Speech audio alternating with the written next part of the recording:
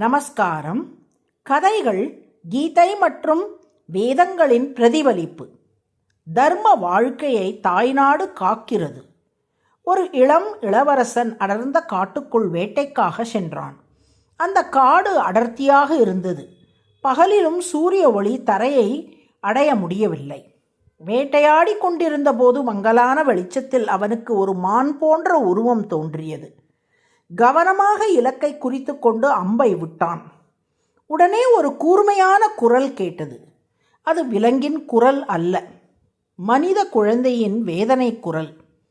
அதிர்ச்சியடைந்த அவன் அருகே ஓடி சென்றான். மான் தோலை அணிந்திருந்த ஒரு பிராமண சிறுவன் தரையில் விழுந்திருந்தான். அவன் அருகில் இருந்த ஒரு ஆசிரமத்தில் மாணவன். பயம் மன வருத்தத்தை விட வலிமையாக இளவரசனை ஆட்கொண்டது.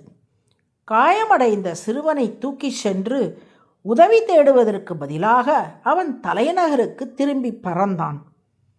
அவன் செய்ததை தந்தையிடம் ஒப்புக்கொண்ட போது மன்னன் காரணங்களை சொல்லி மகனை ஆறுதல் கூறவில்லை. அறியாமையில் அம்பு விடப்பட்டது. ஆனால் காயமுற்றவரை விட்டுவிட்டு ஓடி வந்தது தெரிந்து செய்த தவறு. தன் செயல்களின் விளைவுகளை எதிர்கொள்வதே உண்மையான தர்மம் என்றார். உடனே மன்னனும் இளவரசனும் அமைச்சர்கள் மற்றும் படைத்தலைவர்களுடன் காட்டில் உள்ள ஆசிரமத்திற்கு புறப்பட்டனர்.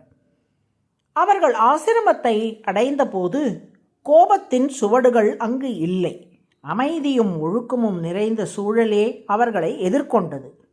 பழமையான மரங்களின் நடுவே ஆசிரமம் அமைந்திருந்தது. யாக குண்டங்களில் இருந்து எழுந்த புனித புகையின் மனம் காற்றில் பரவியது. வேத மந்திரங்களின் ஓசை ஓர் இனிய ஆற்றோட்டம் போல் ஒலித்தது. மாணவர்கள் சிலர் எரிபொருள் மரக்கட்டைகளை சேகரித்து கொண்டிருந்தனர்.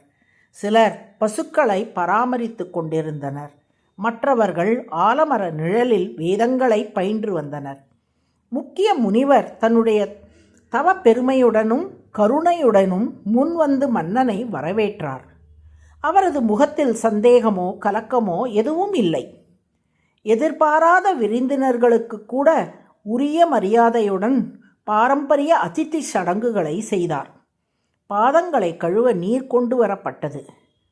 தரையில் தரிக்கப்பட்ட தர்பை புல் ஆசனங்கள் அமைக்கப்பட்டன.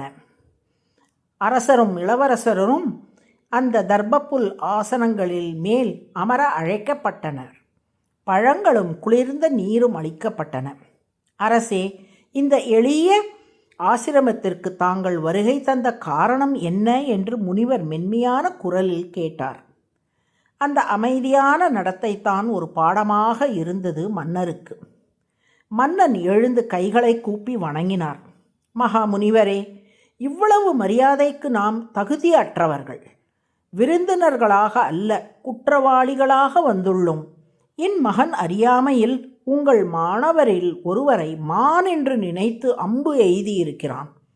தாங்கள் விதிக்கும் தண்டனை எதுவாயினும் ஏற்க தயார் என்றார். முனிவர் அமைதியாக கேட்டார். பின்னர், அரசே, மனதை குற்ற உணர்வால் சுமையாக்க வேண்டாம். எங்கள் மாணவர்களில் யாரும் உயிரிழக்கவில்லை. அனைவரும் பாதுகாப்பாக உள்ளனர் என்றார். இளவரசன் நடுங்கியபடி தானே அருகில் கண்டதாக வலியுறுத்தினான். முனிவர் மெதுவாக, அவரை நன்கு கண்டிருந்தால் மீண்டும் அடையாளம் காண முடியுமா என்று கேட்டார். இளவரசரும் முடியும் என்று பதில் கூறினார். மாணவர்கள் அனைவரும் வரிசையாக நிறுத்தப்பட்டனர். இளவரசன் தானே கொன்றதாக நினைத்த சிறுவனை எளிதில் அடையாளம் கண்டான். ஆனால் அவன் ஆரோக்கியமாக காயமின்றி நின்றிருந்தான். ஆழமான அமைதி நிலவியது. முனிவர் பின்னர் உண்மையை வெளிப்படுத்தினார். வேதங்கள் வகுத்த தர்ம நெறிகளை நாங்கள் கடுமையாக பின்பற்றுகிறோம். சுத்தம், சுய கட்டுப்பாடு, சத்தியம், கடமை ஆகியவற்றால் எங்கள் வாழ்க்கை வழி நடத்தப்படுகிறது. இத்தகைய சூழலில் தீய சக்திகளுக்கு இடமில்லை. தர்மம் நிலை பெற்றிடும்.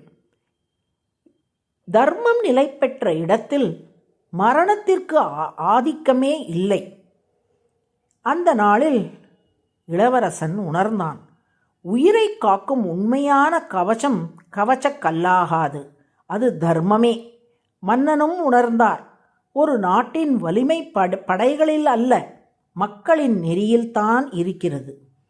இந்த உணர்வை அதர்வ வேதம் 12வது காண்டம் 1வது சூக்தம், அதாவது பூமி சூக்தம் அல்லது பிருத்வி சூக்தம் என்று அழைக்கப்படும் 5வது மந்திரத்தில் வெளிப்படுத்துகிறது.